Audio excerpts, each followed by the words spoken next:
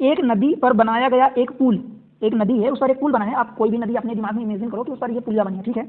नदी तट के साथ 45 डिग्री का कोण बनाता है, ठीक है, जैसा कि दिए गए चित्र में है। चित्र यहाँ मैं बना देता हूँ। यदि पुल की लंबाई 150 मीटर है, ठीक है, तो नदी की चौड़ाई कितनी होगी, ठीक है। देखो मान लो ये एक नदी बह रही है, ठीक है, उस पर ये पुल बनी हुई है, ठीक है, ये नदी है उस पर ये पुल बनी हुई है। अब देखो वो क्या बोल रहा है कि नदी तट के साथ, मतलब ये तो नदी है, ये पुल ये इसके साथ ये 45 डिग्री का एंगल बनाता है, ठीक है।